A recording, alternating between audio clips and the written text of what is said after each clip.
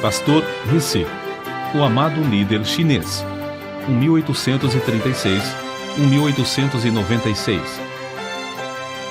Acontecera o impossível, e toda a população se condoía de tal tragédia. O Sr. Rissy, cidadão respeitado por todos, tornara-se crente. Fazia 2 anos que um pregador da nova religião pregava na província de Shanxi. Enquanto se esperava que enredasse alguns dos mais ignorantes, ninguém imaginava que o Sr. Rissy, homem culto, de grande influência entre o povo e destacado adepto de Confúcio, seria o primeiro a ficar enfeitiçado pelos diabos estrangeiros. Não havia entre o povo quem odiasse tantos estrangeiros como o Sr. Rissy. Mas, de repente, eis que ele estava ligado em espírito ao missionário. Abandonara todos os ídolos. Dizia-se que os queimara. Deixara de adorar as tábuas ancestrais. Não havia mais o cheiro de incenso na sua casa. E o que era ainda mais estranho, o Sr. Rissy desistira de fumar ópio. Os velhos recordavam que Shanxi fora uma das províncias mais prósperas da China e contavam como fora introduzido o fumo estrangeiro, isto é, o ópio. O vício se tornara tão generalizado que todo o povo estava reduzido à maior pobreza. Nem mesmo os mais velhos se recordavam de alguém habituado a fumar ópio que, no decorrer dos anos, tivesse conseguido libertar-se do vício. Contudo, o erudito Rissy abandonara por completo seu aparelho de fumar e parecia não sentir a ânsia que sentem os que são privados da droga entorpecente. O tempo que outrora passara preparando e fumando o ópio, ele agora o empregava nas práticas, para eles estranhas, da nova religião. Dia e noite, o recém-convertido se aplicava ao estudo dos livros dos estrangeiros. Às vezes, cantava de uma maneira singular, e outras vezes de joelhos, e com os olhos fechados falava ao Deus dos estrangeiros, o Deus que ninguém via e que não tinha santuário para localizar-se. Dia após dia, a Sra. Rissy notava a grande transformação na vida do marido e começou a abandonar o intenso ódio que sentiu quando ele se converteu. Quando acordava à noite, via-o absorto, lendo o precioso livro dos livros, ou ajoelhado, suplicando ao Deus invisível que sentia estar presente. A persistência do homem em reunir todos os membros da família diariamente para os cultos estranhos foi tal que ganhou também sua esposa para Cristo. Para o crente Rissy, Satanás era o temível adversário que realmente é, sempre incansável e constantemente espreitando para derrubar e destruir os crentes. Contudo, para ele o poder de Cristo era igualmente real, e Rissy saía mais que vencedor em todas as dificuldades. Considerava a oração indispensável e, não muito depois de se converter, chegou a reconhecer o valor de jejuar para melhor orar. Foi então que aconteceu a coisa menos esperada. A própria natureza da Sra. Rissy parecia mudada. Ao converter-se, tornara-se profundamente alegre e recebia as lições das Escrituras avidamente. O marido esperava que breve ela se tornasse uma verdadeira companheira na obra de ganhar almas, mas, repentinamente, parecia pairar sobre ela uma nuvem do mal. Apesar de todos os esforços, sentia-se levada contra a própria vontade a praticar tudo quanto o diabo sugerisse. Caía, especialmente na hora do culto doméstico, com ataques violentos de cólera. O povo então dizia: o Rissy e sua esposa estão ceifando o que semearam. É, como afirmamos desde o começo, uma doutrina do diabo. E agora, a Sra. Rissy está possuída de demônios. Durante algum tempo, o inimigo das almas parecia invencível. A Sra. Rissy, apesar de todas as orações dos crentes, continuava a definhar, ficando quase sem forças. Nesta altura, Rissy, confiando no poder de Deus, chamou todos os membros da família para jejuarem e dedicarem-se à oração. Depois de orarem 3 dias e 3 noites seguidas em jejum, Rissy, sentindo-se fraco no físico, mas forte no espírito, pôs as mãos sobre a cabeça da esposa e ordenou, em nome de Jesus, que os espíritos imundos saíssem para nunca mais a atormentarem. A cura da senhora Risse foi tão notável e completa que houve grande repercussão em toda a cidade. O povo reconhecera o poder dos demônios sobre o corpo e ali, diante dos olhos, estava agora a prova de um poder maior do que o do diabo. Mas foi o senhor Risse, mais que qualquer outra pessoa, que se aproveitou dessa sensacional maravilha. Esforçou-se desde então de uma maneira nova a proclamar o Evangelho e dedicou-se, com crescente fé em Cristo, a orar sob todas as circunstâncias. Assim, de uma maneira simples e natural, Risse confiava que o Senhor faria o que prometera em Marcos, capítulo 16, versículos 17 e 18.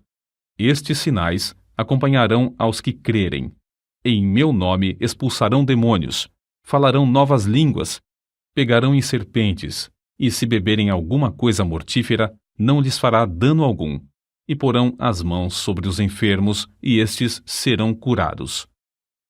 Em resposta à oração desse humilde crente, o Senhor cooperava com ele e confirmava a palavra com sinais, como em Samaria, Lida e outros lugares aos tempos dos apóstolos. E, tal qual os tempos antigos, homens e mulheres, ao verem o poder de Deus, convertiam-se ao Senhor. Nunca antes houve alguém para contrariar a Satanás em toda a província de Shanxi. Portanto, não é de admirar que ele estivesse enfurecido. Isso também foi como nos tempos antigos.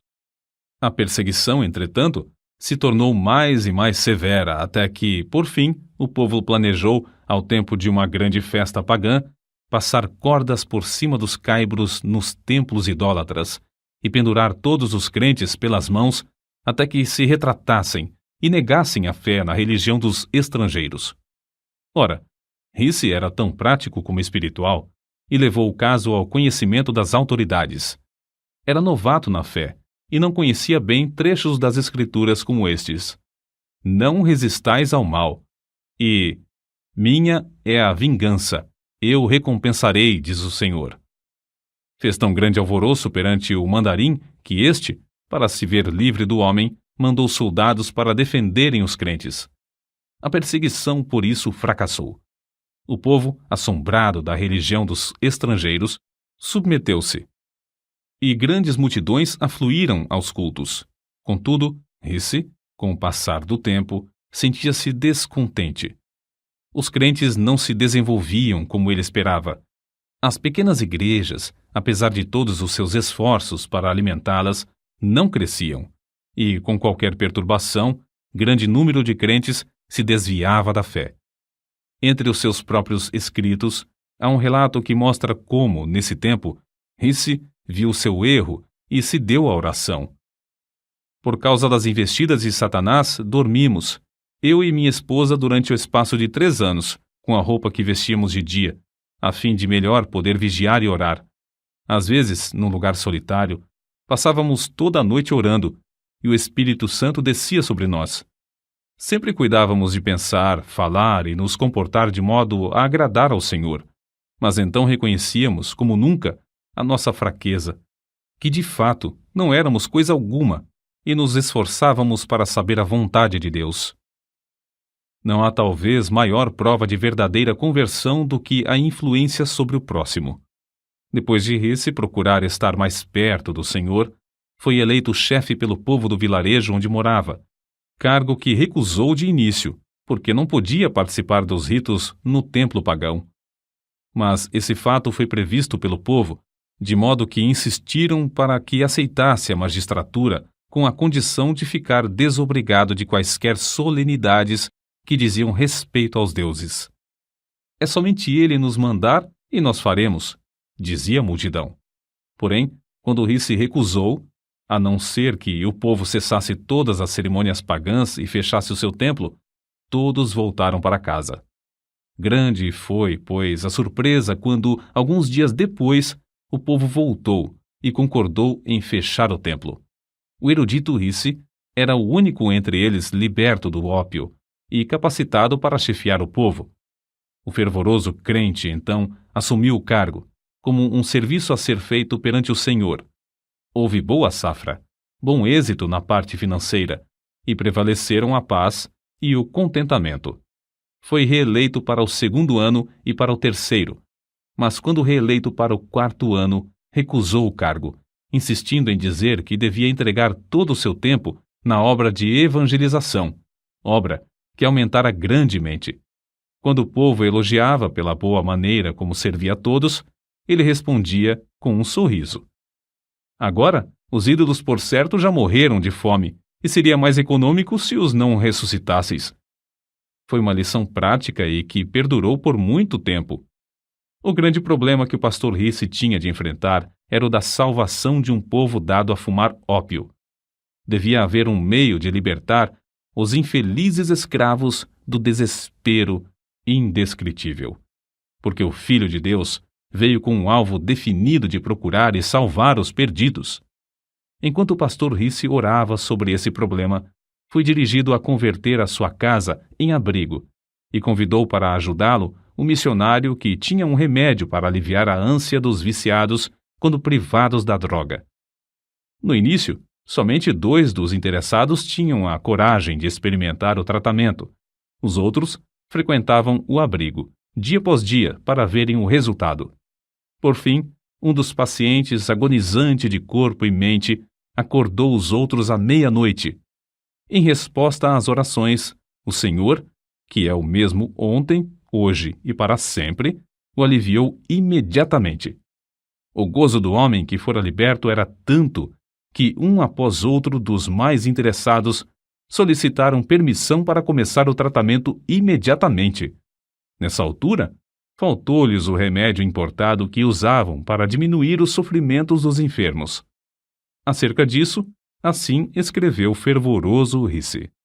Em oração e jejum permaneci perante o Senhor, rogando que me mostrasse quais os ingredientes necessários e me fortalecesse e ajudasse a preparar as pílulas para aliviar os que sofriam.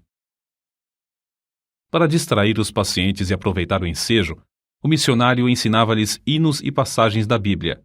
Realizava cultos 2 vezes por dia e fazia os interessados repetir, hora após hora, trechos das Escrituras. Quando lhes faltava outro recurso, recorriam às pílulas preparadas pelo pastor Risse, as quais faziam o mesmo efeito do remédio importado. Contudo, o fiel Risse não confiava nas pílulas, nem as fabricava sem antes jejuar e orar. Costumava, ao fabricar as pílulas, passar o dia inteiro jejuando. Às vezes, de tarde, estando demasiadamente cansado para continuar de pé, saía para passar alguns minutos perante Deus. Senhor, é a tua obra, dá-me a tua força. Era o seu pedido, e sempre voltava renovado, como se tivesse comido e descansado. Um dos segredos do incrível êxito do pastor Risse na obra do abrigo era a audácia do seu amor para com os infelicitados cativos do vício do ópio. Amor que o levou a persistir e sacrificar tudo por eles.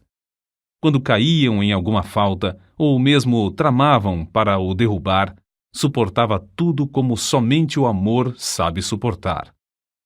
Quanto mais o pastor Risse orava, tanto mais Deus aumentava a obra.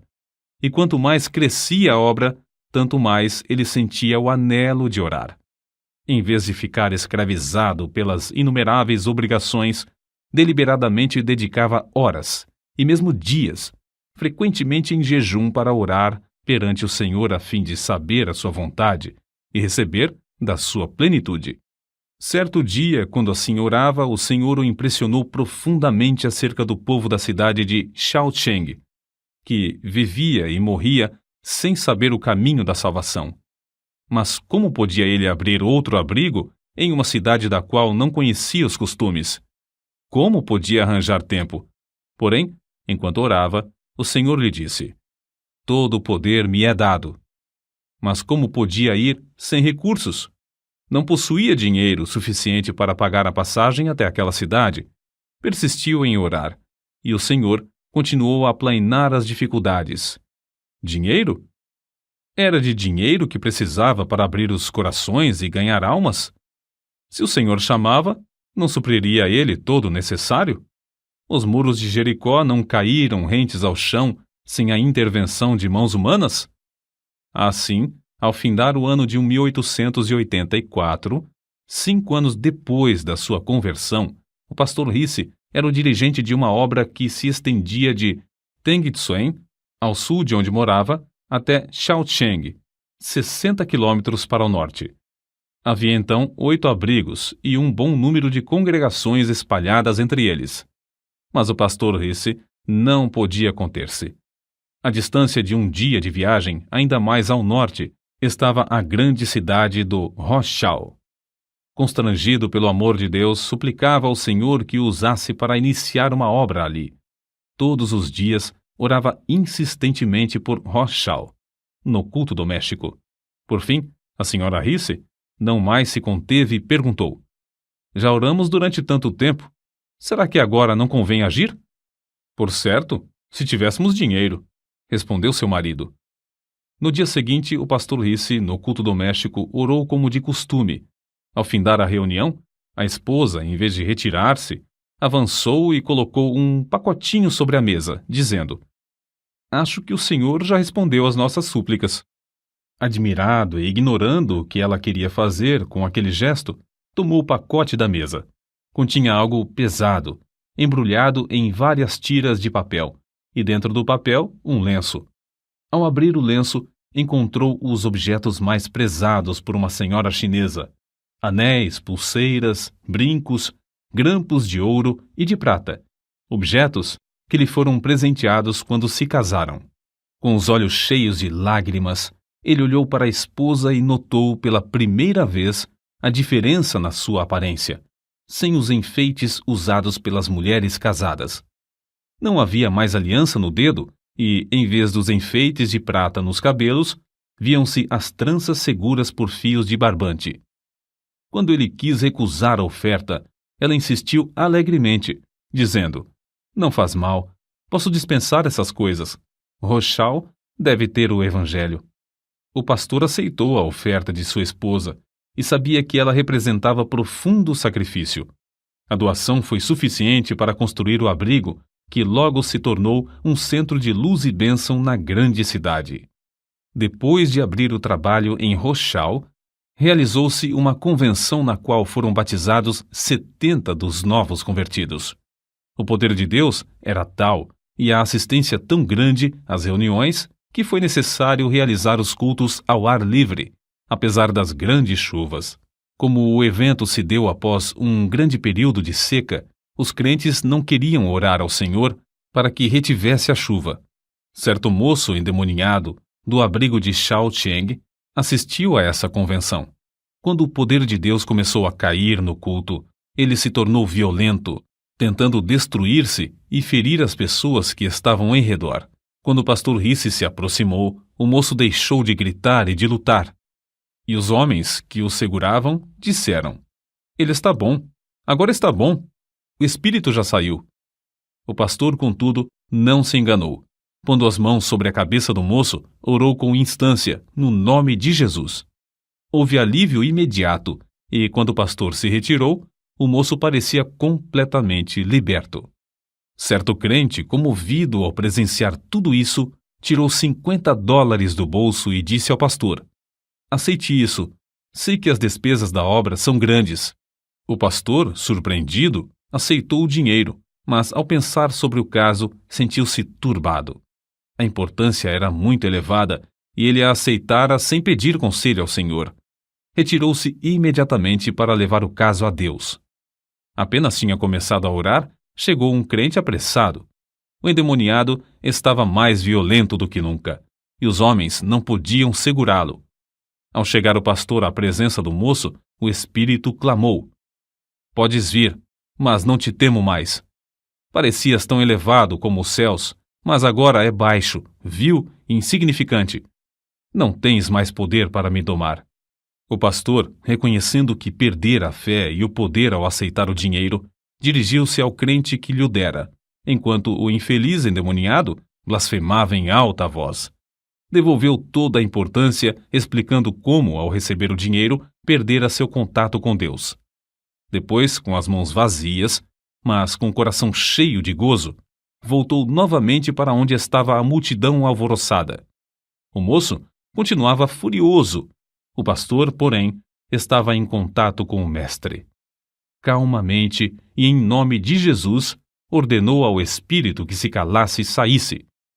O moço deu um grito e foi lançado ao chão pelo demônio, onde ficou alguns minutos contorcendo-se em dores agonizantes. Então se levantou, com o corpo abatido, mas completamente liberto do espírito maligno.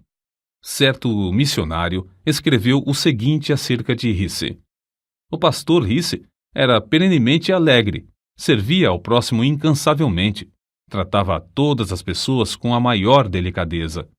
Nunca se comportou levianamente, nem desperdiçou o tempo em assuntos desnecessários. Ganhar almas era a paixão da sua vida. Era impossível estar com o pastor Risse sem orar. Seu instinto em tudo era o de olhar para Deus. Muito antes de clarear o dia, ouvia-o no seu quarto, orando e cantando horas a fio. A oração se parecia com a atmosfera em que vivia, e ele esperava e recebia de Deus as mais destacadas respostas. Lembro-me de que, certa vez, quando viajava com ele, hospedamo-nos em uma pequena pensão. Foi procurado por uma mulher que tinha uma criança de colo enferma e que sofria muito. Homens e mulheres, em todos os lugares por onde passava, também o procuravam. Reconheciam que era homem de Deus e que podia socorrê-los. O pastor Risse ficou em pé imediatamente, cumprimentou a mulher com o filhinho, tomou-o nos braços e orou pedindo a Deus que o curasse. A mulher, grandemente consolada, partiu. Algumas horas depois, viu o menino são, correndo e brincando. Tais acontecimentos eram comuns. Nunca me esquecerei da convenção realizada em Pyongyang. Ao nos aproximarmos do local, durante a noite, ouvi os crentes chorando e orando em voz baixa. Ali estava o querido pastor Risse, juntamente com um grande número de irmãos, todos ajoelhados, clamando ao Senhor e suplicando que salvasse seus parentes e amigos. Acreditavam no poder da oração e se dedicavam à intercessão. Durante todo o inverno, o pastor Risse esteve sob o poder do Espírito e transmitia esse poder ao próximo.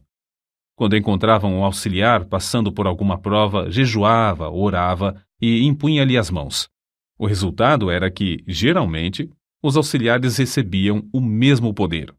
Nesse tempo, também havia grande falta de sujeição à palavra de Deus. O pastor Risse, porém, em tudo entregava-se à oração. No decorrer dos anos, tornou-se poderoso em expor as Escrituras. A força e a resistência que Risse manifestava sob provações físicas e mentais eram extraordinárias. Recebia virtude de Deus para realizar a obra divina. Quando já velho, podia andar 45 quilômetros de uma vez, e depois de jejuar por 2 dias seguidos, podia ainda batizar 50 pessoas sem descansar e sem interrupção. Por fim, com a idade de 60 anos, no meio da lida desta vida, Deus o chamou. Na mesma sala onde, antes da sua conversão, fumava ópio, passou alguns meses de cama, sem qualquer sofrimento, apenas com as forças quase completamente esgotadas. Na manhã do dia 19 de fevereiro de 1896, ao fechar os olhos aqui no mundo para ir estar na presença de seu Senhor, centenas de seus filhos na fé, que o amavam ardentemente, não puderam mais conter-se, rompendo em grande choro e fortes soluços. Durante sua vida terrena, entregou tudo ao Senhor. Para ele, não existia coisa demasiado preciosa que não pudesse usar para o seu Jesus. Não havia labor árduo demais, se pudesse ganhar uma alma pela qual seu Salvador morrera. Nunca encontrou cruz pesada, se pudesse levá-la por amor de Cristo. Jamais julgou o caminho difícil, tratando de seguir as pisadas de seu mestre. Assim, o fiel pastor Risse foi promovido para fazer serviço mais alto, mais sublime, para estar em mais íntima ligação com Jesus. A obra pioneira que deixou em Shaoxing, Tengsuen, Roshao, Taiyuan, Pyongyang e dezenas de outros lugares é como pujante fortaleza e como resplandecente farol, dissipando as trevas do paganismo na China. Os abrigos e as igrejas fundados nesses lugares permanecem como imponente monumento à sua memória.